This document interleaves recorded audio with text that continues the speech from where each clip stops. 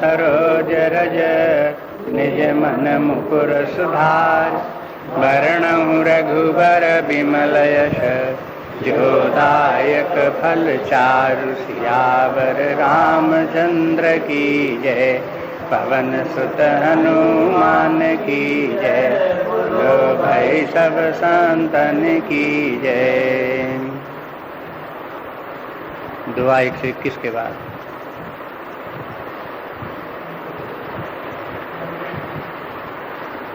121। सोई जस गाई भगत भव तरहीं, कृपा सिंधु जनहित तनु धरहीं। राम जन्म के हेतु अनेका,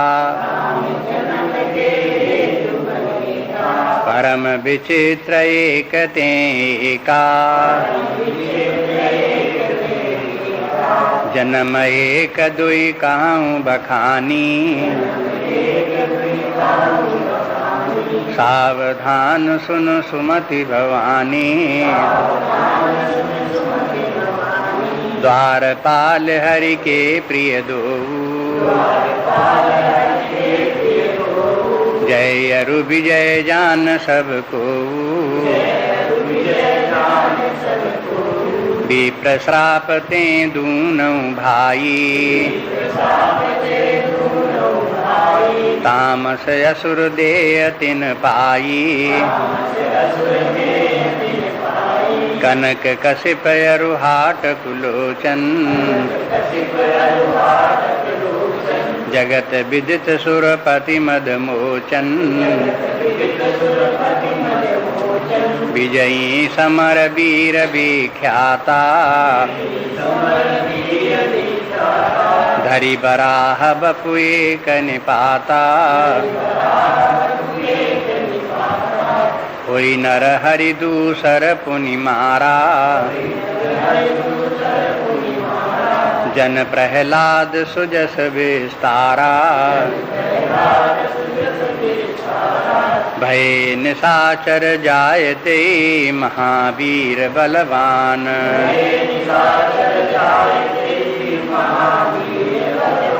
कुंभकर्ण रावण सुभट सुर विजयी जगजान। विजयी जगजान। सियावर रामचंद्र की जय, पवन सुत हनुमान की जय। बोलो भाई सब संतन की जय।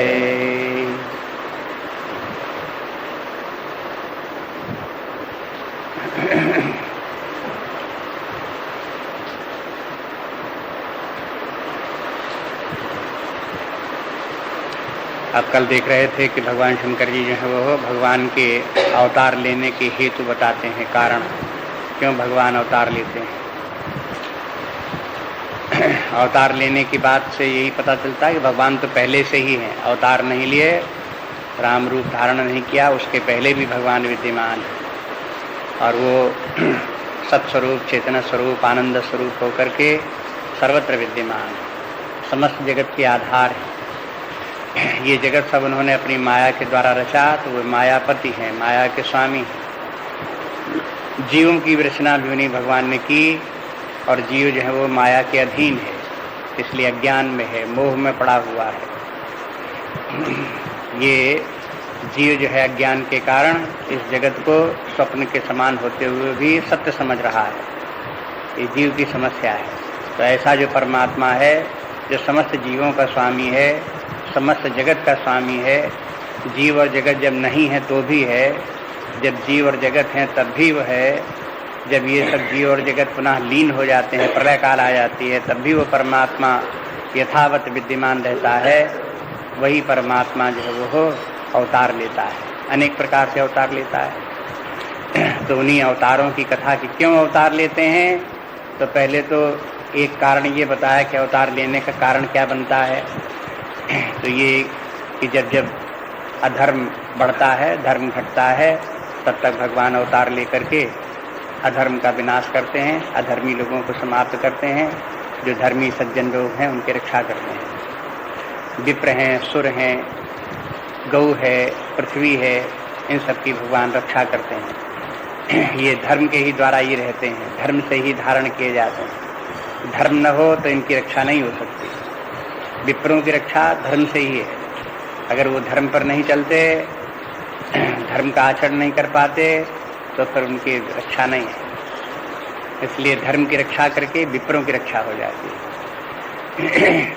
अगर धर्म नष्ट हो जाए तो असुर बढ़ जाते हैं। अधर्म, असुरों का बल अधर्म है, विप्रों का धर्म, साधु संतों का बल धर्म है। जब धर्म बढ़ेगा तब साधु संत, सज्जन, विप्रादि बढ़ेंगे। जब अधर्म बढ़ेगा तो असुर बढ़ेंगे, दुराचारी, भ्रष्टाचारी बढ़ेंगे, तो अधर्म के कारण बढ़ते हैं। तो भगवान जब देखते हैं कि दो स्थितियां बराबर जगत में आती रहती हैं, तो जब अधर्म की वृद्धि होती है और मनुष्य अपने आप ही से इन अधर्मियों को समाप्त नहीं कर पाते और संत पुरुषों की रक्षा नहीं हो पाती, तब स्वयं अवतार लेकर के उनका विनाश करते हैं। और वेदों का भी विस्तार करते हैं। वेद का जो ज्ञान है, जो परमात्मा का ज्ञान है, उस ज्ञान को भी बताते हैं कि परमात्मा का शरण लो, धर्म के मार्ग पर चलो। तो धर्म की शिक्षा भी भगवान देते हैं, भक्ति की भी शिक्षा देते हैं, ज्ञान की भी शिक्षा देते हैं।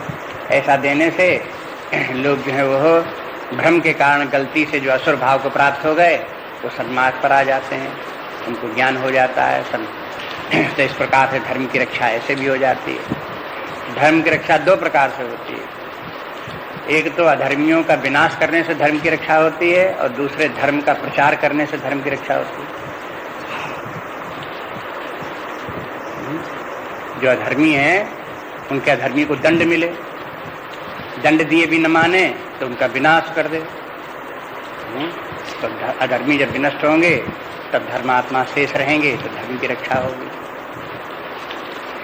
दूसरा कार्य ये है कि धर्म की शिक्षा दें, तो लोग बाग धर्म को स्वीकार कर लें, अधर्म से हट जाएं, तो भी धर्म की रक्षा हो जाती है। और दोनों ही कार्य आवश्यक है। धर्म की शिक्षा भी समाज में होती रहे, जिससे कि धर्म का प्रचार होता रहे, अधर्मी घटते रहें, धर्म करने का उत्साह बढ़ता रहे, सन्मार्ग पर चलने का उत्साह बना रहे। दूसरे ये भी आवश्यक है कि जो अधर्मी बढ़ते रहते हैं, जो धर्म को नहीं सुनते, नहीं मानते, वो दंड है, असुर हैं, उनको दंड देने का विधान होना चाहिए।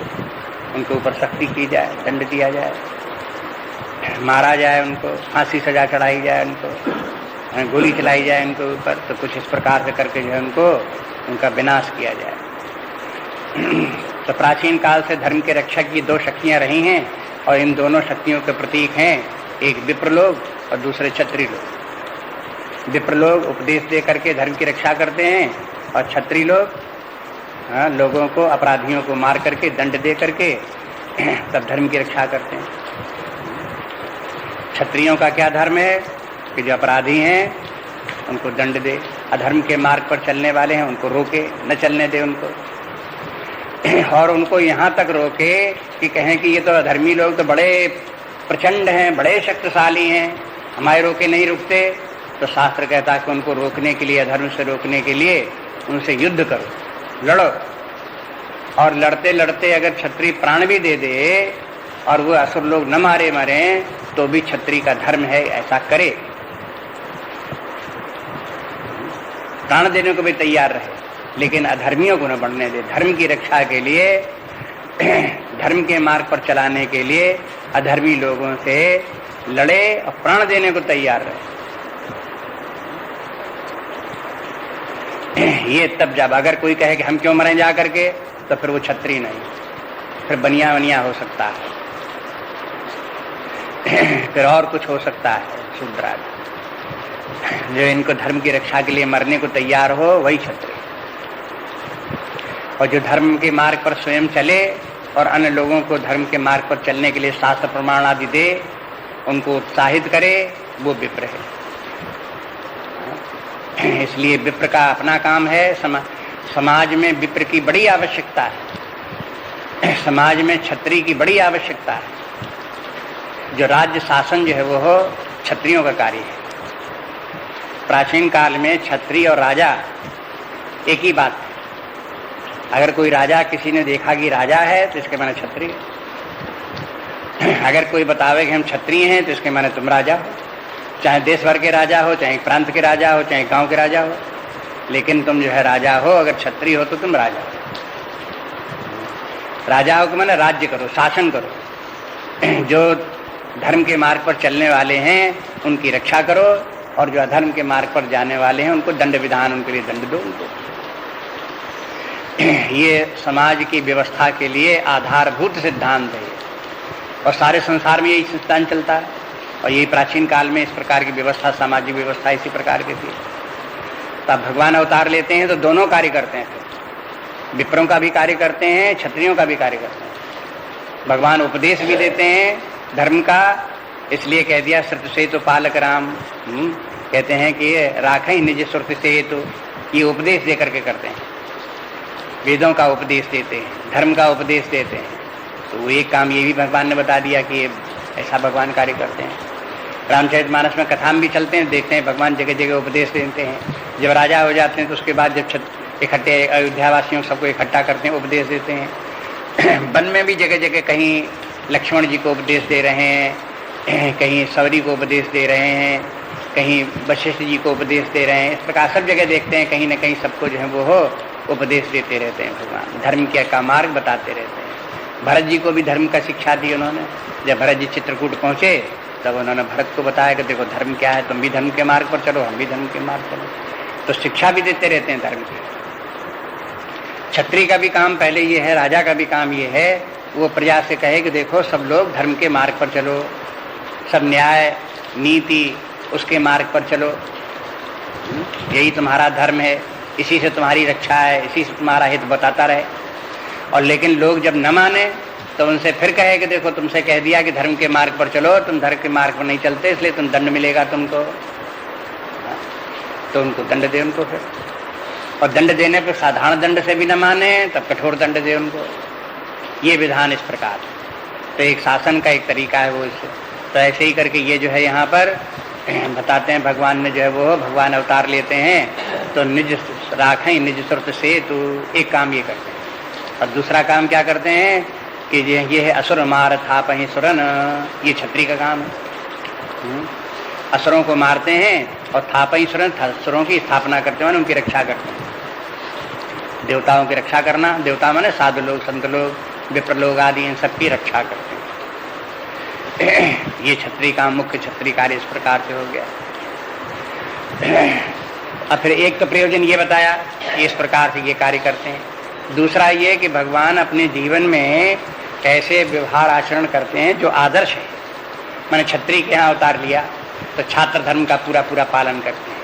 एक क्षत्रिय को कैसा होना चाहिए, एक राजा को कैसा होना चाहिए, वो कैसा जीवन जिए, कैसे व्यवहार करे, अपने भाइयों से कैसे व्यवहार करे, परिवार में कैसे व्यवहार करे, अपने समाज में जब बाहर निकले तो लोगों से कैसे व्यवहार करे, बड़ों से कैसे व्यवहार करे, छोटों से व्यवहार कैसे करे, ऋषियों मुनियों से कैसे व्यवहार करे, असुरों को किस प्रकार से मारे, उनको दंड दे, ये सब भगवान करके दिखाते हैं। भगवान के अवतार के माने क्या है? करके दिखाना। और कोई व्यक्ति करके न दिखा पावे कि आदर्श जीवन कैसा होता, कैसे जीना चाहिए, तो भगवान ने मानो अवतार लिया और एक जीवन जी के दिखा दिया कि देखो ऐसे जिया जाता है, देखो ऐसे रहा जाता है, ऐसे काम किया जाता है, इस प्रकार से बोला जाता है, ऐसे बैठा जाता है, ऐसे चला जाता है, ऐसे रहा जाता है। ये सब भगवान ने करके दिखा दिया। जब भगवान ने करके दिखा दिया तो फिर अब क्या करें? कहा कि दूसरे लोग जो हैं बतावें, वो सब सीखें और सीख सीख करके दूसरे लोगों को बतावें। एक पीढ़ी से दूसरी पीढ़ी तक वो कथा चले कि देखो भगवान ने अवतार लिया तो आदर्श जीवन कैसा है, जी करके उन्होंने दिखाया, और उसी प्रकार से हमको जीना चाहिए और आगे आने वाली पीढ़ी को बतावें देखो भगवान ने अवतार लिया और इस प्रकार से उन्होंने आचरण के तुम भी ऐसे ही करो। अगली पीढ़ी फिर उस कथा को सीखे, उसी प्रकार से जिए और आगे की पीढ़ी को बता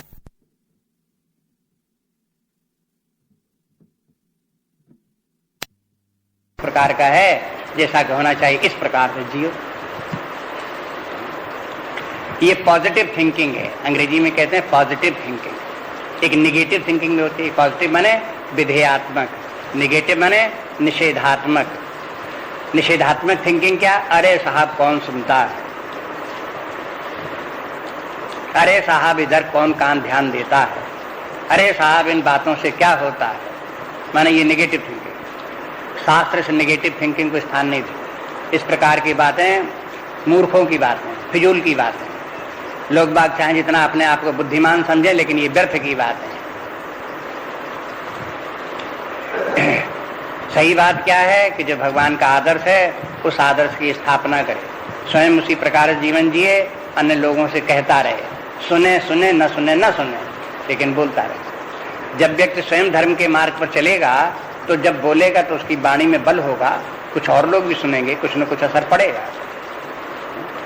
इसलिए जो है ये है, ये क्रम इस प्रकार से चलता है, एक के बाद पीढ़ी दर पीढ़ी जो कार्य चलता रहता है भगवान का लीलाओं का वर्णन, वो लोक कल्याण के लिए है, सबका हित उसी में है। इसलिए कहते हैं भगवान शंकर जी अब कहते हैं कि सोई जस गाय भगत भवतरही, भगवान की उसी इस गाथा को गा गा करके भक्त लोग संसार सागर से पार होते हैं। ये अपनी पौराणिक भाषा बोलने का तरीका ये माने भक्त लोग भगवान की इस गाथा गाते हैं, इसी से उनके सारे दोष दुर्गुण दूर हो जाते हैं और उनमें सद्गुण आ जाते हैं, सत्गुण आ जाता है, ज्ञान आ जाता है, भक्ति आ जाते हैं, मुक्ति प्राप्त कर लेते हैं। इस प्रकार से कर लेते हैं। वैसे अगर कहें लौकिक दृष्टि से तो कहें भगवान आदर्श रूप हैं, उनके आदर्शों का पालन करके व्यक्ति जब जीवन जीता है तो संकट में नहीं पड़ता, गलत रास्ते पर नहीं जाता और उसको संकट नहीं आते, परेशानियां नहीं उठानी पड़ती। जैसे मान लो कल्पना करो कि माता पिता अपने पुत्रों को बहुत धर्म की शिक्षा देते हैं, अच्छी शिक्षा उनको दी, सदाचार की शिक्षा दी, परिश्रम करते हैं बालक, ठीक रास्ते पर चलते हैं, न्यायपूर्वक जीवन जीते हैं, तब उससे क्या होगा? पिता का क्या होगा? पिता को भी सुख है। वो ऐसे पुत्र जो हैं पिता की भी आज्ञा का पालन करेंगे, उनकी भी सहायता करेंगे, उनकी सेवा करेंगे। तब देखो पिता अगर जैसी शिक्षा पुत्र को ठीक देगा तो उसके परिणाम में पिता को भी अच्छा फायदा लाभ है, उसको कोई हानि थोड़ा उसको है। इस प्रकार से जो है वो हो सभी को लाभ उससे है। लेकिन अगर पिता से लापरवाही बरते और उनको जो है अगर वो लड़के जाएं और चोरी कर करके ले आवें, ये लड़ाई लड़ें तो खूब खुश हों कि देखो लड़के कैसे जो हैं, अरे लड़के तो ऐसे होते ही हैं, अरे लड़के तो ऐसे ही लड़ते हैं, और उसी में बड़े प्रसन्न हो, तो इसके माने फिर आगे के लिए वो अपने ही लिए प्राण घातक जीव जंतु उत्पन्न कर रहे हैं। वो आगे फिर उनको हलाकान करेंगे, स्वयं उनको परेशान करेंगे, दुख देंगे। इसलिए शास्त्र ये कहते हैं कि सन्मार्ग पर चलने के लिए बराबर तत्पर रहो।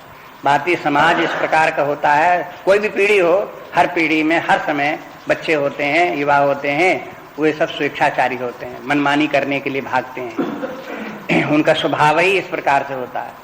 धर्म का काम यह है कि उनको धर्म की रस्सी में बांधे रहे, उनको सदाचार की रस्सी में बांधे रहे, उनको सही रास्ते पर चलने के लिए प्रेरणा देता रहे। ये बात बराबर करते रहना पड़ता, पूरे बल के साथ करना पड़ता है। कहीं कहीं तो बालक ऐसे होते हैं जो अपने पूर्व जन्म से आते हैं तो पहले ही से सदाचारी होते हैं, शांत स्वभाव के होते हैं, गंभीर होते हैं, सही मार्ग पर चलते हैं, आज्ञा का पालन करते हैं। और कुछ ऐसे विपरीत स्वभाव के भी होते हैं, जो विपरीत स्वभाव के होते हैं उनके साथ जरा ज्यादा मेहनत करनी पड़ती है, लेकिन उनके क्या नाम हारने से काम नहीं चलता। उनके पीछे पड़े, बचपन से ही उनके पीछे पड़ा रहे, उनको सही रास्ते पर चलाने की कोशिश करता रहे, सन्मार्ग की शिक्षा उनको देता रहे। लेकिन ये सब शिक्षा तभी होगी जब वो शिक्षा देने वाला स्वयं सन्मार्ग पर चले। अगर शिक्षा देने वाला व्यक्ति तो लड़ाई लड़ता है, सुबह से शाम तक देखो तो घर में बाहर तक गाली गलौज लड़ाई झगड़ा कर रहा है और अपने बच्चों को समझाया कि देखो लड़ो नहीं, तो उसके इस कहने का क्या अर्थ है? कि तुम बहुत बदमाश आपस में लड़ते हो।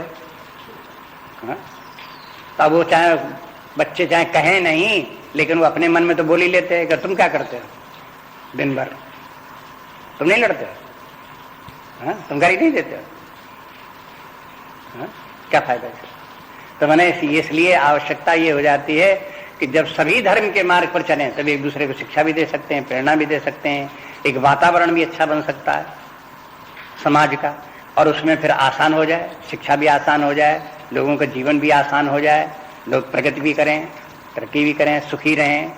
लेकिन जहां वो बिगड़े, एक व्यक्ति बिगड़ेगा तो दूसरे को बिगाड़ेगा, दूसरा बिगड़ेगा दूसरे को बिगाड़ेगा, अनजाने में बिगाड़ेगा। जब बिगड़ता है व्यक्ति तो उसकी बुद्धि भी बिगड़ती है, तभी बिगड़ता है, और जब बुद्धि बिगड़ती है तो उसे ये पता नहीं चलता कि हम बिगड़ गए और हम चाहते हैं कि दूसरे का भी सुधार हो जाए, तो कहां सुधार हो जाता है।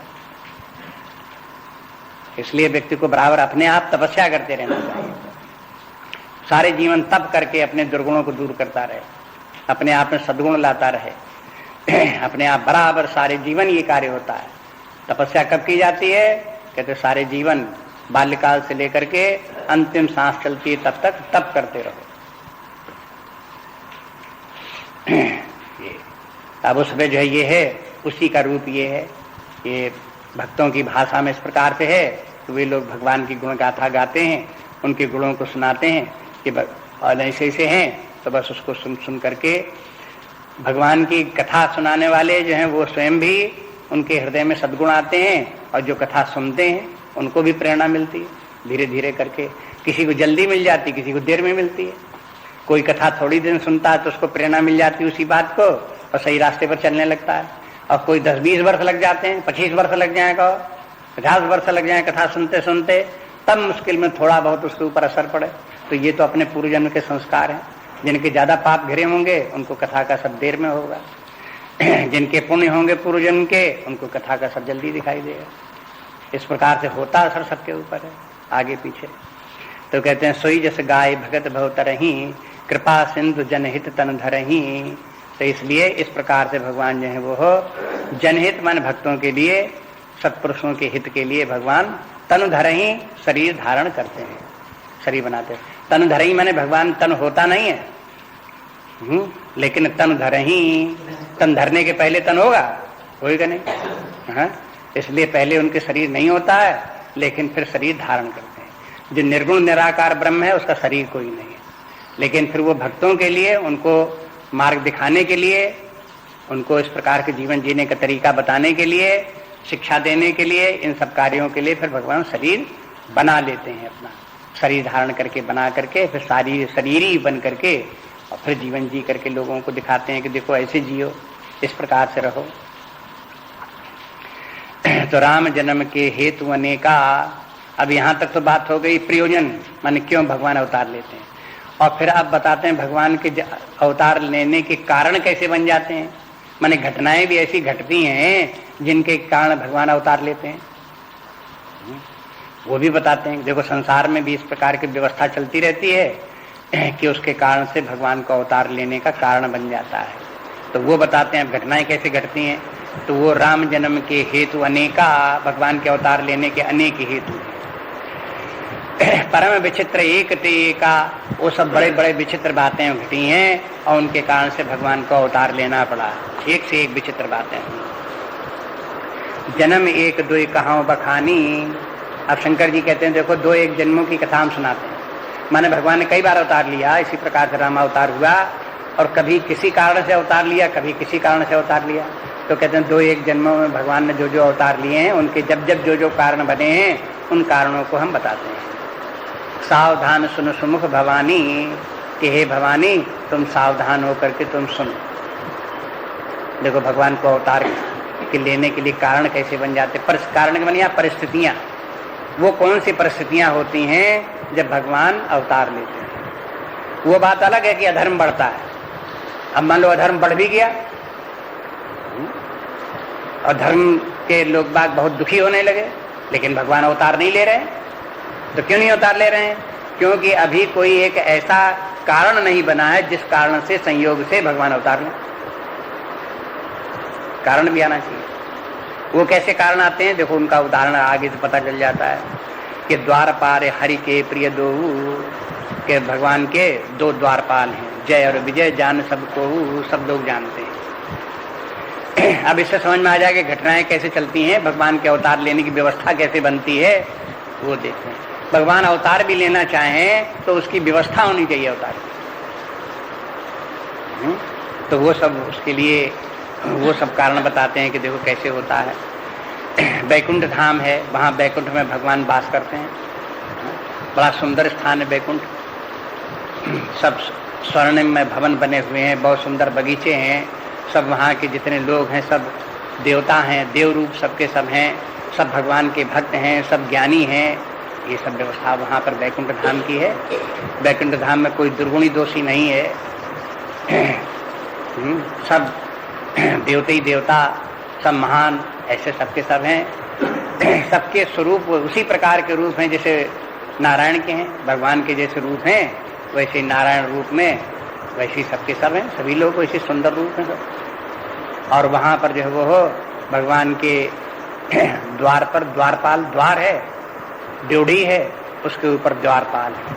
भगवान के पुराणों के अनुसार बैकुंठ धाम के पांच जोड़ियाँ, एक जोड़ी पहले उसको पार करके जाओ तो फिर दूसरी जोड़ी मिले, उसको पार करके जाओ फिर दूसरी जोड़ी मिले, इस प्रकार से एक के बाद इस प्रकार से होते होते तब जाते। तो एक जोड़ी के ऊपर जो है वो जय और विजय नाम के द्वारपाल है, उनका नाम ये, और ये बहुत प्रसिद्ध हो गए, पुराणों में इनका नाम आया तो इनका नाम ज्यादा प्रसिद्ध हो गया।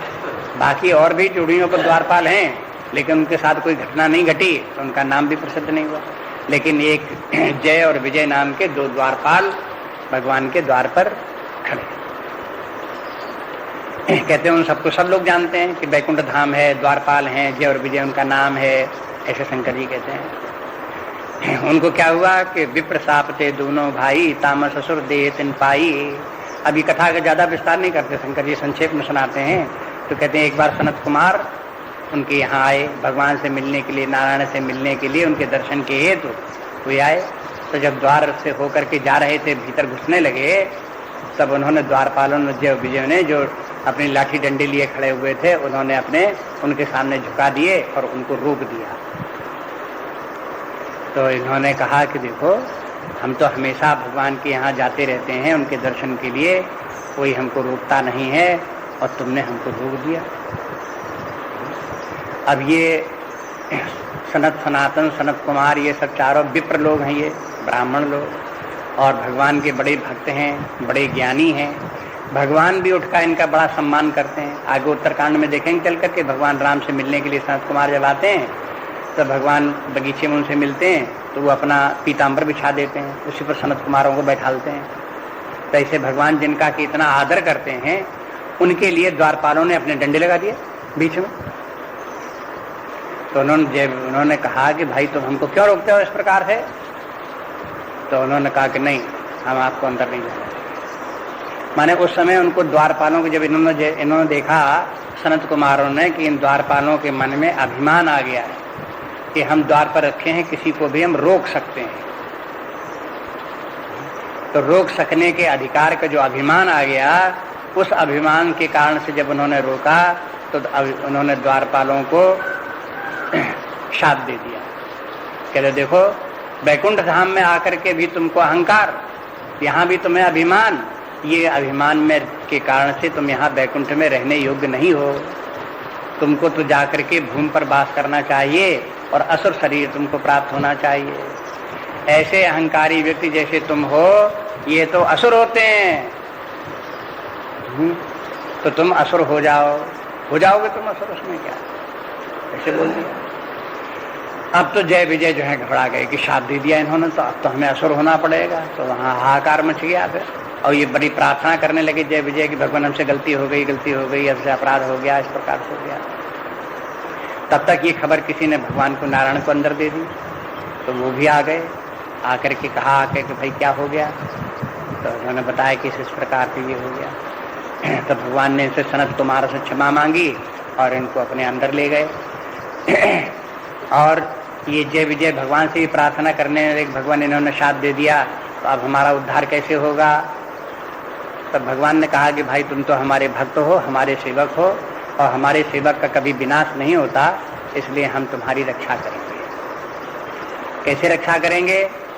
कहा कि देखो कि तुम्हारे लिए जब तुम असुर होगे तो हम भी शरीर धारण करके आएंगे और फिर तुम्हारे साथ युद्ध करेंगे और तुमको मारेंगे, तो तुम्हारा आसुरी स्वरूप नष्ट हो जाएगा और फिर देव स्वरूप प्राप्त हो जाएगा, तब तुम फिर यहाँ आ जाओगे। और फिर जो है ये कहा कि देखो इन्होंने, विप्रों ने ये कहा कि 3 बार तुम्हें असुर स्वरूप धारण करना पड़ेगा। तो कहा कि हम 3 बार अवतार लेंगे।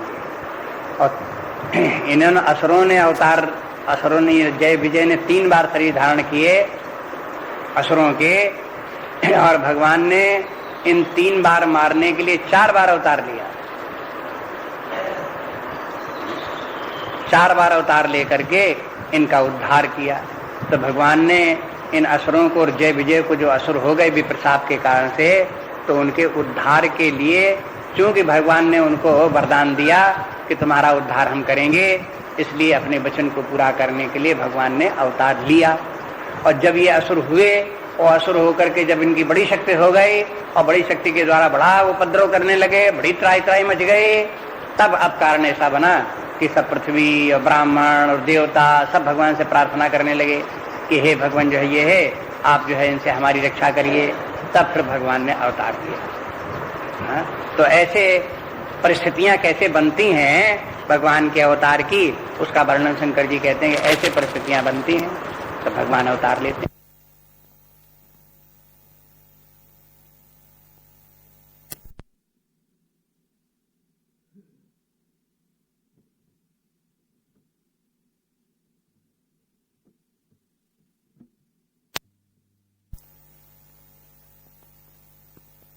ये हिरण्याक्ष है और हिरण्याकशिप।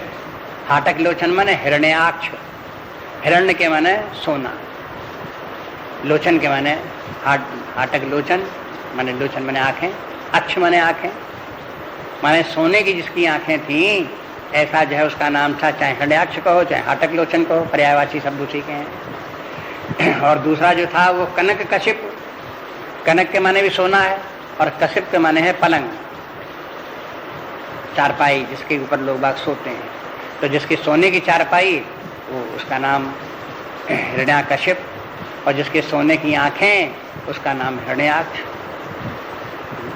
अब देखो जो नाम रखे जाते हैं ये, इनसे लोगों को, जो विचारवान व्यक्ति हैं, नाम से ही समझ जाए कि कैसे हैं और असुर किनको कहते हैं। अब इन दोनों, ये जो दोनों थे, ये दोनों धन के लोलुप थे।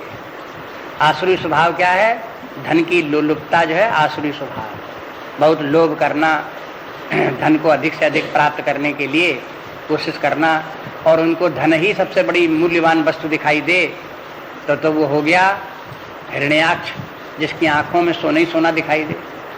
वो क्या देखता रहता था? कहाँ धन और मिले, कहाँ सोना और मिले, कहाँ धन और मिले। अब उसको बस आंखों में सोना ही सोना दिखाई दे। अरे तुम तो निशाचर हो, हिरण्याक्ष हो। और जिस व्यक्ति को सोना इकट्ठा करे और फिर उसके बाद में अपने उसके बिस्तर के ऊपर उसी को सोने का बिस्तर बनावे, और नोट अगर मिल जाए तो उन्हीं के ऊपर बिछावे और उसी के ऊपर सोवे, तो वो कौन है? हिरण्याकशिप हो गया।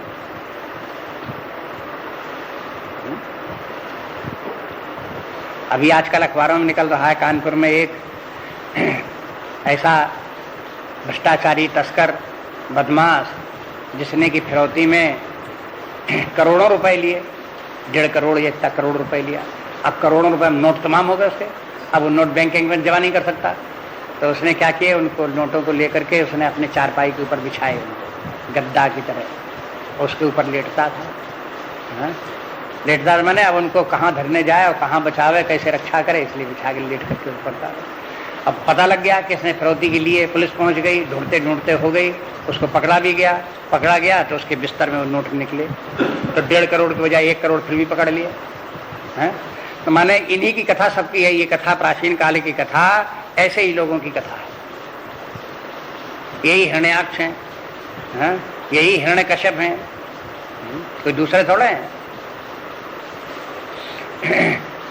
वैसे तो ऐसा लगता है कि हिरण्याक्ष, हिरण्यकश्यप नाम का कोई एक जंतु होगा, हाथी जैसा होगा, कोई ऊंट जैसा होगा, कोई बड़ा भारी होगा, उसका मुंह बड़ा विकराल होगा, ऐसा कोई रहता होगा, आदमी नहीं होगा, कोई और ही होगा। ये सब बच्चों के दिमाग की बातें हैं। लेकिन समझो जब बड़ी आयु में आ गए तो गंभीरता से समझो कि इसी प्रकार के ये दुराचारी, भ्रष्टाचारी, लोलुप, कामी, क्रोधी जो लोग हैं, यही सब निशाचर हैं। तुलसीदास ने कई जगह इस बात को साफ कर दिया है। बाढ़े असुर अधम अभिमानी, फिर ऐसे उस समय जहाँ वर्णन किया है तहाँ उनके लक्षण बता दिए। जे विप्रन सन आप पूजामहि, विप्रों से उनकी पूजा करवाते हैं। साधुन सन करवामहि सेवा, ऐसे करके जो है ये सब निशाचर लोग इस प्रकार। माना ही माता पिता नहीं देवा, माता पिता इत्यादि देवताओं को कोई नहीं मानता। ऐसे जो है सब उनको बताया कि ये सब जिनके ऐसा आचरण भवानी ते जानो निश्चय सब प्राणी, जिनके इस प्रकार का आचरण है समझ लो वही सब निशाचर। ऐसे करके बता दिया। तो वही रामायण तुलसीदास ने बताया, कोई हम अपने मन से नहीं बता रहे हैं। उन्होंने जैसा कहा वही बात है कि ऐसे मनुष्य जो है वो जो ऐसे लोभी हैं, कामी हैं, क्रोधी हैं, ये सब निशाचर हैं, असुर हैं ये सब। तो आपको अभी इससे ये भी पता चलता है कि भाई असुर तो कोई अच्छी चीज नहीं होता है, असुर कोई अच्छा व्यक्ति नहीं होता है। इसलिए हमें आसुरी स्वभाव से बचना चाहिए। ऐसा न हो कि ऐसे दुर्गुण हमारे अंदर आ जाएं कि लोग बाग हमको भी असुर समझने लगें। ऐसा तो नहीं करना चाहिए। देवता भाव में रहो, सत्पुरुष की सज्जन की तरह से रहो। शास्त्र, भगवान, संत सभी जो अच्छे स्वभाव के सज्जन लोग हैं उनकी तो प्रशंसा करते हैं, और जो असुर हैं उनकी निंदा करते हैं। तो निंदनीय कार्य न करें और असुर रूप न धारण करें। और असुर होने में दोनों बातें हैं, एक तो बदनामी भी है, अपमान भी है, और उसके बाद दुष्परिणाम भी है, उसके बाद में विनाश भी होता है। सभी असुरों का विनाश होता है। तो विनाश की गति को क्यों जाए, सन्मार्ग पर चलते रहें। ये सब बार बार रामायण में भी बार बार शिक्षा यही है, सभी और ग्रंथों में भी सभी धर्म की शिक्षा के माने यही शिक्षा है हर बार हर प्रकार से। तो कहते हैं कनिप कस्वर हाटक लोचन जगत विदित सुरपति मदमोचन। कहते सुरपति मदमोचन माने ये बड़े शक्तिशाली हुए और इंद्र की शक्ति को भी इन्होंने चुनौती दे दी, माने इंद्र से भी लड़े और उनको भी हरा दिया। इंद्र देवताओं के राजा और बड़े शक्तिशाली राजा, इंद्र भी युद्ध करते हैं, बड़े शक्तिशाली हैं, शासन रखते हैं सबके ऊपर। लेकिन ये तो इतने असुर भयंकर हो गए कि इंद्र की भी इनके ऊपर बस नहीं चला, इंद्र भी हार गए इनसे। तो जब इंद्र भी इनसे हार गए तब भगवान ने उनके लिए अवतार लिया। अगर संसार में इन असुरों से पार पा जाए, सरकार पार पा जाए, या कोई शक्तिशाली व्यक्ति हो इनका दमन कर दे, तो भगवान के अवतार की जरूरत नहीं है।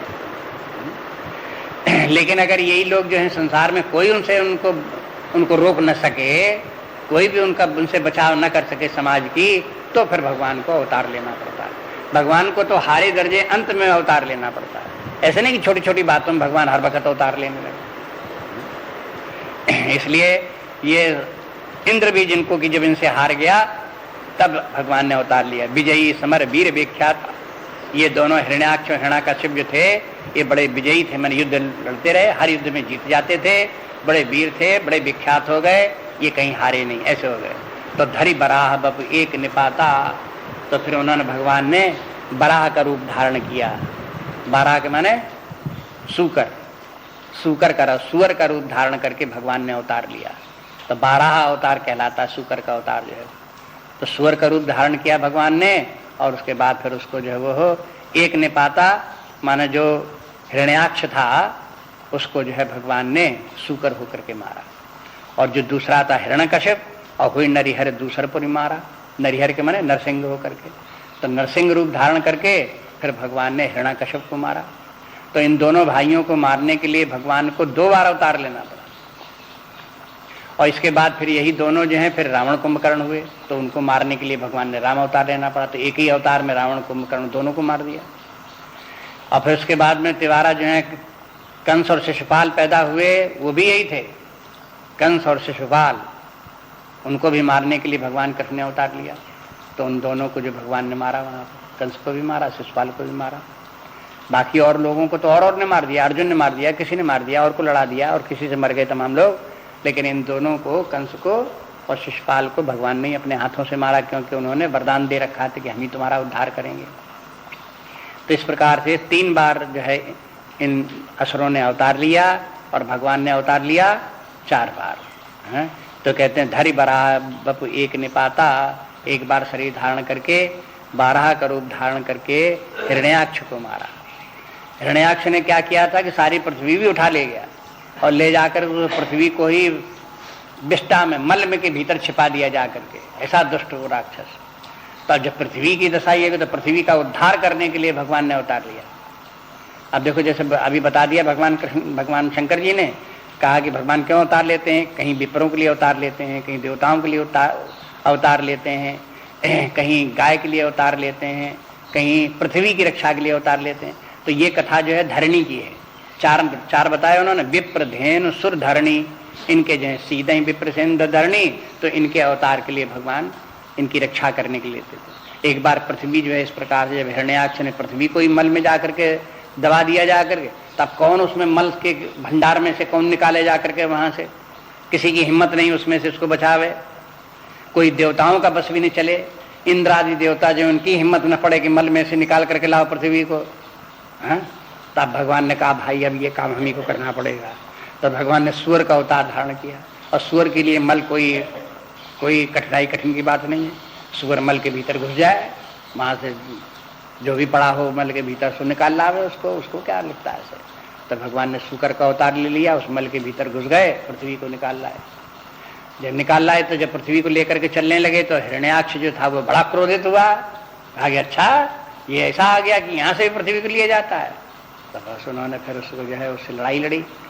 तो हिरण्याक्ष की और भगवान की, बारह रूप भगवान की, दोनों की लड़ाई हुई। और दोनों की लड़ाई में लड़ते अंत में हिरण्याक्ष मारा गया। तब पृथ्वी की रक्षा हुई। तो एक तो इस प्रकार से अवतार की कथा हो गई उनकी, और दूसरी हुई नरहरि दूसरा पुनि मारा, और दूसरा फिर प्रहलाद की वजह से फिर उन्होंने भगवान ने नरसिंह रूप धारण किया और हिरण्याकश्यप का वध किया। ये कथा तो ज्यादा प्रसिद्ध है, उतनी हिरण्याक्ष की कथा प्रसिद्ध नहीं है, बराह रूप की कथा प्रसिद्ध नहीं है। नरसिंह भगवान की तो प्रसिद्ध ही है कि फिर उसके हिरण्याकश्यप का पुत्र प्रहलाद हुआ, और प्रहलाद हो गया भगवान का भक्त। अब वो जहाँ कहीं भी पढ़े और जहाँ कहीं अपने साथियों के साथ खेले, उन सबको भक्ति सिखावे, उन सबसे कहे कि नारायण नारायण कहो, राम राम बोलो। इस प्रकार से उनको सबको भगवान की भक्ति उनको सबको सिखावे। सबसे कहे कि देखो भगवान की भक्ति ही जीवन का सार है। क्या तुम और तुम ये विद्या तुम क्या पढ़ते हो, ये तुम सब किताबें ये सब इनमें क्या रखा हुआ है। अगर तुमने भगवान का नाम नहीं सीखा तो इन किताबों पढ़ने से तुम्हें क्या होगा। ऐसे करके प्रहलाद उनको सब कुछ सिखाया कर। तो उसके गुरु जो थे वो भी परेशान, कहेंगे देखो हिरण्याकश्यप सुनेगा तो क्या कहेगा कि हमारे लड़के को राम नाम कहना सिखा दिया तुमने, नारायण नारायण करना सिखा दिया तुमने, ये तो सब लड़के को हमारा सत्यानाश कर दिया तुमने। ऐसे करके करेगा वो। गुरु बहुत परेशान है उसको करने के लिए। फिर नहीं माना तो फिर गुरु ने जाकर के शिकायत की, कहा कि भाई तुम्हारा लड़का जो है हम तो हार गए, तुम और कहीं पढ़ने की व्यवस्था कराओ इसको, हमारे कहने से मानता नहीं, हम चाहे जितना पढ़ावे तो नारायण नारायण करता रहता। तो हिरण्याकश्यप ने प्रहलाद को पहले समझाया, फिर डांटा, मारा, कहा कि देखो तुम ऐसा क्यों करते हो, और तुम ऐसा नहीं, बहुत उसको धमकाया धमकाया, लेकिन वो प्रहलाद नहीं माना उसको। भगवान की बोलता रहा इसी प्रकार। पढ़ाई लिखाई उसकी बंद भी हो गई मान लो, तो उसके बाद में भी वो भगवान का नारायण का नाम ही तब भी लेता हुआ। अब तो हिरण्याकश्यप बहुत परेशान हो गया कि इससे कैसे इसको जो है ये हमारे राज्य में, जहाँ राज्य में सबके सब असुर ही असुर सब जगह हैं, सारी प्रजा हमारा असुर, हम भी राजा असुर, उसमें एक ये कहाँ से आ गया, एक जो है इसके बीच में घुन की तरह सा एक ये कहाँ कोड़ पैदा हो गया, ये भगवान का नारायण नारायण बोलता रहता है। उससे कहे कि देखो नारायण फारायण क्या होते हैं, हम सब नारायण सो हम ही है, हम ही राजा है, हम ही नारायण है, हम ही भगवान है, और कौन भगवान होता है, हमारे अलावा कौन भगवान है। ऐसे करके उसको डांटा गया। तो प्रहलाद जब नहीं माना तो उसको मारने की बहुत उपाय किए गए। तो तुम्हें मालूम ही है, उसकी एक बहन थी होलिका उसका नाम था, तो होलिका को ये वरदान था कि वो आग में भी बैठ जाए तो जलती नहीं थी। तो एक बार होलिका इनको प्रहलाद को लेकर के आग में बैठ गई और आग लगा दी गई। तो होलिका, अब हुआ क्या, वैसे तो होलिका को नहीं जलना चाहिए था आग में, प्रहलाद को जल जाना चाहिए था, यही योजना बनाई गई, लेकिन हो गया उल्टा। भगवान की कृपा से प्रहलाद तो गए बच, होलिका जो जिसको कि आग में नहीं जलना चाहिए वही जल गई। तब होली जो जलाई जाती है तो उसमें होली उसे क्यों कहते हैं, होलिका जो है वो हिरण्याकश्यप की बहन है, वो उसी समय जली थी और भक्ति की रक्षा हुई थी, होलिका जल गई थी निशाचरी।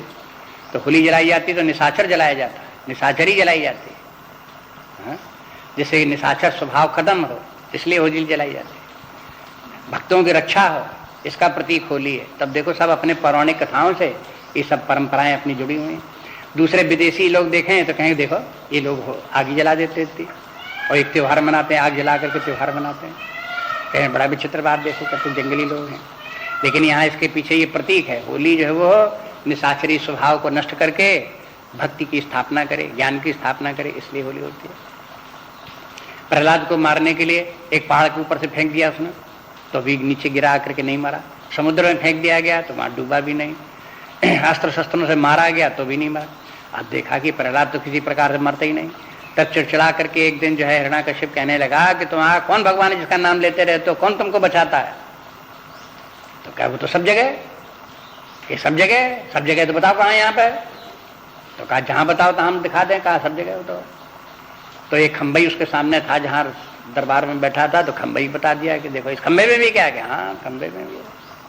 प्रहलाद को तो पूरा विश्वास था परमात्मा सब जगह है, तो सब जगह है, उसको सब जगह दिखाई भी देता था ज्ञान भगवान की भक्ति पर।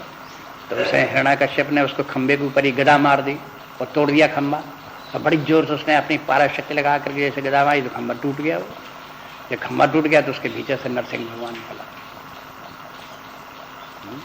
और निकल करके फिर उसको ये था, हिरण्याकश्यप ने बड़ी तपस्या की थी, ये भी थी कि हम पृथ्वी पे न मरे, हम आकाश में न मरे, हम यहाँ न मरे, हम वहाँ न मरे, तमाम दुनिया भर की बातें थी। तो भगवान ने उसको मारने के लिए कि हम किसी न मनुष्य से मरे, न हम इससे मरे, न उससे मरे, तमाम मैंने कितनी बातें करी। तो फिर भगवान ने उन सबको बचाते हुए उसके वरदान के अनुसार उसको उठा करके अपनी जांग पर रखा, और बिना अस्त्र के कहा कि हम किसी अस्त्र से ही न मरे। तो भगवान ने अपने नाखूनों से उसका पेट फाड़ा, हम किसी मनुष्य के मारे न मरे। अब सिंह का रूप धारण किया, आधा सिंह बने आधा मनुष्य बने। तो वो तो जैसा वरदान था उस तरह से भगवान को बनना पड़ा, उसी प्रकार बन करके तब उसका पेट फाड़ा उसको, और उसको इस प्रकार से मारा हिरण्याकश्यप को। तब उसको वो एक अवतार में जय और विजय इस प्रकार से हिरण्याकश्यप और हिरण्याक्ष हुए, और भगवान ने उनको इस प्रकार से उनको मार के खत्म किया। तो हुई नरिहर दूसर पुरी मारा, जन प्रहलाद सुजस विस्तारा। अब देखो इसमें भक्त, भगवान के भक्त जो प्रहलाद का यश बढ़ गया कि नहीं बढ़ गया? उससे ये देखो प्रहलाद की भगवान ने रक्षा की, और भगवान प्रहलाद भगवान कैसे महान भक्त हुए। तो भगवान एक काम ये भी करते हैं कि अपने भक्तों का यश भी बढ़ाते हैं। भगवान के कई काम हैं, उनमें एक काम ये भी है कि अपने भक्तों को यश देने का विधान करते रहते हैं। कोई व्यवस्था ऐसी करेंगे जिससे भक्तों का नाम ज्यादा हो, यश उनका बढ़े। तो भय निशाचर जायते महावीर बलवान। तो वही जाकर के हिरण्याकश्यप हिरण्याक्ष जो है कौन हुए? वही जाकर के निशाचर, बड़े बलवान निशाचर हुए। कुंभकर्ण रावण सुभट, उन्हीं का एक का नाम कुंभकर्ण हुआ, दूसरे का नाम रावण हुआ। ये रावण कुंभकर्ण ये दोनों राक्षस जाकर के हुए। इनका ये दूसरी बार राक्षसी रूप धारण किया तब भगवान राम ने। तो सूर्य विजयी जगजान, ये देवताओं के ऊपर विजय इन्होंने प्राप्त कर ली थी, और उनको जो है ये कष्ट दे रहे थे। तो आप देखते हैं कि ये निशाचर लोग कहीं तो पृथ्वी, इसी के पृथ्वी को ही, जैसे कि हिरण्याक्ष ने पृथ्वी का ही जो है अपहरण कर लिया, तो ऐसे लोग पृथ्वी को दुख देने वाले होते हैं। और कुछ लोग इस प्रकार के हैं जो देवताओं को दुख देने वाले होते हैं। तो ये रावण जो हुआ ये देवताओं का विरोधी था, मुख्य विरोधी जो था ये देवताओं का। पृथ्वी से उतना विरोध नहीं था, और से उनका इतना विरोध नहीं था जितना देवताओं से और दैवी स्वभाव के जितने लोग थे उनसे बड़ा उसको विरोध था। इस प्रकार का ये हुआ। तो कहते हैं कि महावीर बलवान जो है ये है रावण और कुंभकर्ण हुए।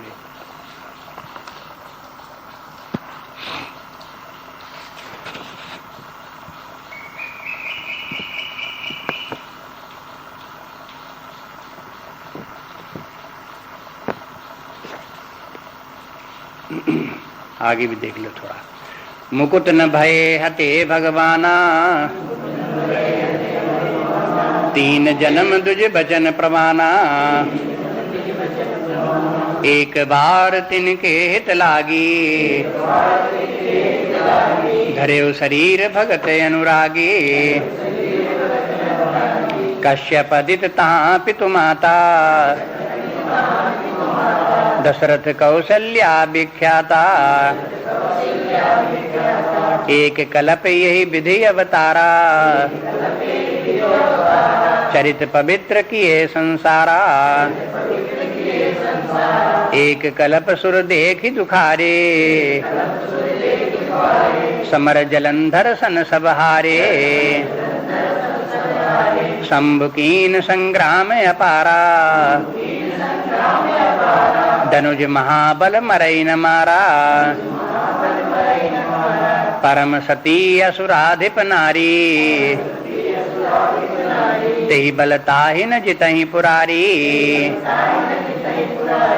छल कर टार्यो ता सुब्रत, प्रभु सुर कारज कीन।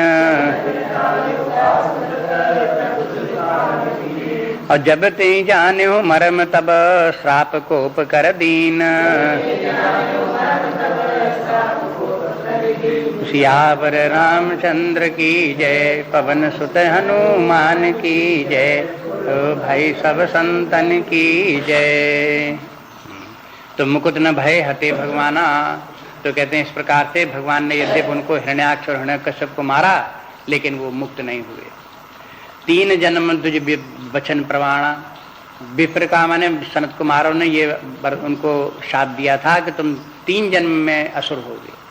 3 बार, एक बार शरीर नष्ट होगा, दूसरी बार, तीसरी बार, 3 बार जब भगवान तुम्हारा उद्धार करेंगे तब तुम इससे आसुरी स्वभाव से तुम्हारा छुटकारा होगा।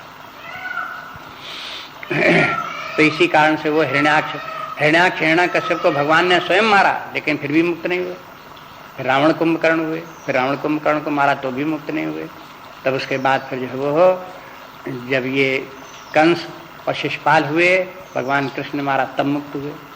तो एक बार की कथा तो इस प्रकार की है। तो एक बार तिनके हित लागी, धरे शरीर भगत अनुरागी। भक्तों पर कृपा करने वाले भगवान, उन्होंने जो है इस प्रकार से शरीर धारण किया। भक्तों पर कृपा भगवान ने की। देखो नारायण ने विप्रों की, सनत कुमारों के ऊपर भी कृपा की, सनत कुमारों के शाप को झूठा नहीं किया। एक तो ये भी कृपा हुई उनके ऊपर। दूसरे ओर जय और विजय भी भगवान के भक्त हैं, तो उनको भी, उनके ऊपर भी भगवान ने कृपा की। उनके लिए फिर भगवान ने अवतार लिया। अवतार लेकर के राम उनके आसुरी शरीर से उनको मार करके उनका उद्धार किया। तो ये कृपा हुई भगवान की, जिस प्रकार से उद्धार हुआ। तो भगवान की कृपा तो अनेक प्रकार की है। अगर भगवान जो है वो हिरण्याक्ष और हिरण्यकश्यप को मारते हैं, तो ये मारने के माने ये नहीं कि उनका कोई खराबी की, ये तो उनका उद्धार किया। भगवान ने रावण और कुंभकर्ण को युद्ध में मारा, तो मार करके कोई उनके साथ खराबी नहीं की, कहीं कि उनको मारा तो देखो भगवान ने बहुत खराब काम किया, ये तो लौकिक बातें हैं। अब भगवान के उनके जीवन कथा के रहस्य को समझो तो ये समझना होगा कि भगवान ने रावण कुंभकर्ण को मार करके उनको आसुरी शरीर से उनका उद्धार किया, इसलिए उनको मारा। ये तो उन्होंने कृपा की उनके ऊपर, उनके लिए शरीर धारण किया, उनको मारा, छुटकारा दिलाया शरीर से। ये कहते हैं ये भगवान की कृपा है। ये अब कहते हैं देखो, जब इस प्रकार से जब ये रावण कुंभकर्ण हुए, तब भगवान ने कैसे शरीर धारण किया कि कश्यप बदित तहाँ पितु माता। उस समय कश्यप और अदिति जो थे, यही भगवान के कौशल्या और दशरथ होकर के माता बन करके आए। तब भगवान ने इनके यहाँ उतार लिया। माने जिस कल्प में जय और विजय रावण बन करके आए थे, उस कल्प में भगवान राम ने जब अवतार लिया, तब दशरथ और कौशल्या कौन थे? कई पूर्व जन्म में जो कश्यप और अदिति, कश्यप ऋषि थे, उनकी पत्नी थी अदिति, ये दोनों ने जब शरीर धारण किया, दोबारा शरीर धारण किया, राजा दशरथ हुए, कौशल्य हुए, तब उनके यहाँ भगवान ने पुत्र रूप में आकर के अवतार लिया, ये कहते हैं। और कहीं दूसरी जगह आगे चल करके देखेंगे, जहाँ पर कि फिर ये जो है ये नहीं मनुष्य रूप आते हैं, वे कौशल्या वो बनते हैं, उनकी कथा भी आगे चल करके आएगी। तो वो दूसरे कल्प की कथा है। तो किसी कल्प में कौशल्या और दशरथ कोई बनता है, और किसी कल्प में कौशल्या दशरथ कोई दूसरा बनता है। ये सब बताते हैं यहाँ पे। तो कश्यप अदिति तहाँ पितु माता, दशरथ कौशल्या विख्याता, एक कल्प यही विधि अवतारा। तो एक कल्प में, ये देखो एक कल्प की कथा ये है, मान कल्प कल्प में कथा का रूप बदल जाता है थोड़ा थोड़ा। तो कहते हैं एक कल्प यही विधि अवतारा, चरित्र पवित्र किए संसारा। इस प्रकार से भगवान ने संसार में चरित्र पवित्र किए संसारा। भगवान ने संसार में आकर के पवित्र चरित्र किए। एक अर्थ तो ये हुआ, और दूसरा चरित्र क्या हुआ कि चरित्र पवित्र किए भगवान के चरित्रों ने संसारा पवित्र, कि संसार ही पवित्र हो गया, ऐसा चरित्र भगवान ने किया। माने संसार में जो तमाम असुर हो गए थे और अपवित्रता छा गई थी, असुर मार दिए, साधु स्वभाव के सब लोग संत लोग हो गए, तो सब पवित्र हो गया संसार। इस प्रकार से भगवान ने अवतार लिया। अब दूसरे कल्प की बात करते हैं। फिर कहते हैं कि देखो एक कल्प सुर दे की दुखारे, एक कल्प मैंने उसी कल्प में नहीं, दूसरे कल्प की बात। तो दूसरे कल्प में क्या किया कि एक कल्प सुर दे की दुखारे, एक दूसरे कल्प में जब देखा कि देवता लोग बहुत दुखी हैं और समर जलंधर सन सब हारे, और जलंधर से सब लोग हार गए हैं। एक बार ऐसा हुआ कि जलंधर नाम का एक निशाचर पैदा हो गया। वही जलंधर था निशाचर। उसकी पत्नी जो थी वो, उसका नाम था तुलसा या तुलसी, वो बाद में तुलसी हुई, वही जो है वो पत्नी उसकी थी। अब वो तो बड़ी स्त्री जो थी वो बड़ी पतिव्रता थी। जैसे उधर देखते हैं कि मंदोदरी और रावण, तो मंदोदरी तो बड़ी सती साध्वी सती स्त्रियों में से उसका गिनती की जाती, वो है निशाचर बन सकी लेकिन बड़ी सती स्वभाव की, धर्मात्मा, बड़ी शांत स्वभाव की, बड़ी भगवान की भक्ति।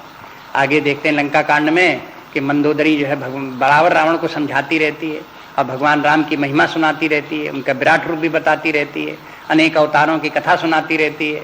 इसके माने वो जो है वो हो बड़ी ज्ञानमान है, बड़ी भगवान की भक्त है। ऐसे ही यहाँ पर जलंधर की जो पत्नी थी तो वो भी ऐसा नहीं था कि जलंधर का निशाचर हो गया तो उसकी पत्नी भी निशाचर हो, ऐसे नहीं था। वो पत्नी निशाचर नहीं थी, वो साध्वी थी बहुत। अब जलंधर ने के वरदान ऐसा था कि उसको जलंधर को कोई मारे नहीं मारा था। जलंधर से जब युद्ध कोई करता था तो उसकी पत्नी के पातिव्रत का धर्म इतना पुण्य उसको प्रदान करता था जलंधर को कि जलंधर कहीं किसी से हारता नहीं था। तो अपनी पत्नी के पुण्य के कारण से जलंधर निशाचर होते हुए भी किसी से युद्ध में हारता नहीं था।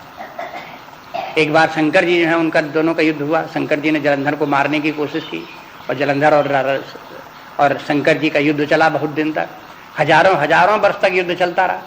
एक दूसरे के ऊपर मारते काटते आक्रमण करते रहे। शंकर जी लड़ते रहे। तो देवता लोग फिर भगवान के पास गए, कहा कि देखो शंकर जी को तो हजारों वर्ष हो गए उससे लड़ते हुए, अब उनको मारे नहीं मरता हो तो जलंधर। तब भगवान ने कहा कि असल में वो उनके मारे नहीं मरेगा, क्योंकि जब तक कि उसकी पत्नी पतिव्रता है तब तक वो जलंधर मर नहीं सकता। शंकर जी मारना चाहे तो मरेगा नहीं। तो देखो वहां तो पतिव्रत धर्म की एक तो महिमा बढ़ाई भगवान ने, और दूसरे उसके जलंधर जो है उसको मारने के लिए फिर एक व्यवस्था भी भगवान ने बनाई। जब देवताओं ने प्रार्थना की तो भगवान ने कहा अच्छा जलंधर को मारने की फिर हम व्यवस्था करते हैं। देखो तो उन्होंने फिर क्या किया, सम्मुखीन संग्राम अपारा, इसलिए लिखते हैं कि देखो शंकर जी से जलंधर का बड़ा बहुत दिनों तक युद्ध हुआ और धनुज महाबल मरे न मारा। शंकर जी के जब मारे वो निशाचर नहीं मरा तो परम सती असुराधिप नारी, तो उसके असुराधिप के माने उस निशाचर राज की जो पत्नी थी वो बड़ी पतिव्रता थी, सती थी, उसके कारण नहीं मरता था। तही बलता ही न जितही पुरारी, उसके बल के कारण से वो शंकर जी भी उस जलंधर को नहीं मार पाए। तब जो है वो भगवान ने फिर क्या किया, क्या भाई मारना तो असुर है, मरना तो असुर को चाहिए ही। असुर का तो विनाश का परिणाम अपने शास्त्रों का और धर्म की व्यवस्था इस प्रकार की है कि जो दुराचारी अत्याचारी हैं, आसुरी स्वभाव का हैं, उनका विनाश जरूर होना चाहिए।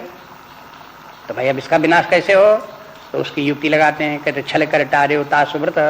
तो उसकी पत्नी जो थी उसके व्रत को, पातिव्रत के धर्म को छल पूर्वक भगवान ने जलंधर का ही रूप धारण करके उसकी पत्नी के पास भगवान गए, और जब उसका पातिव्रत धर्म नष्ट हो गया, तब जब वो हो गया तब उसने जो है वो हो जलंधर की शक्ति कम हुई, और जब जलंधर की शक्ति कम हुई तब भगवान शंकर जी ने जलंधर को मार पाए। जलंधर तो मर गया, लेकिन जब जलंधर मर गया तब उसकी पत्नी को पता चला कि अरे हमको तो ये भगवान ने, नारायण ने, विष्णु भगवान ने हमको तो जो है ये ठग लिया, इस प्रकार से हमको धोखा दिया।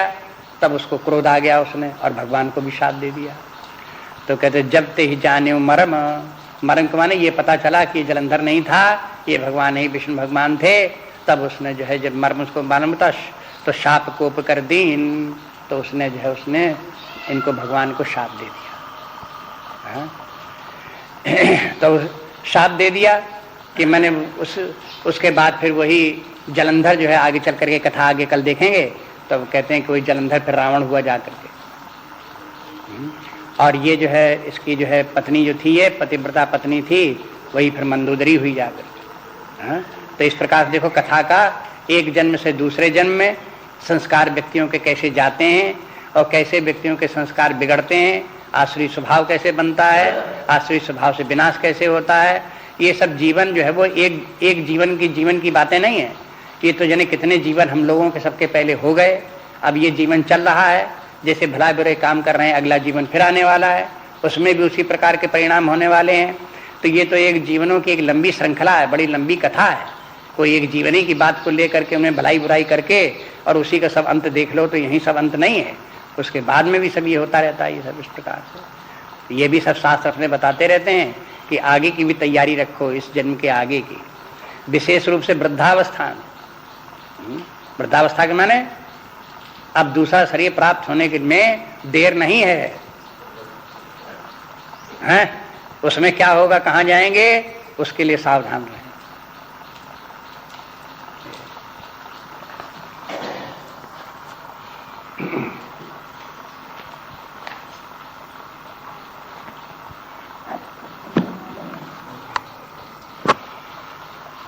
नान्या स्पृहा रघुपते हृदयस्मदीये सत्यं वदामि च भवान् अखिलान्तरात्मा भक्तिं प्रयच्छ रघुपुङ्गवनिर्भरां मे कामादिदोषरहितं कुरु मानसञ्च।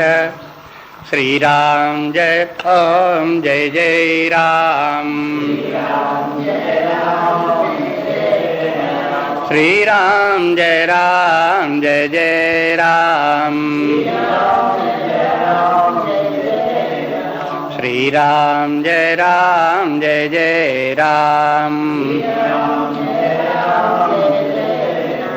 श्रीराम जय जय राम, श्रीराम जय जय राम, श्रीराम जय जय राम, श्रीराम जय जय राम, श्रीराम जय जय राम,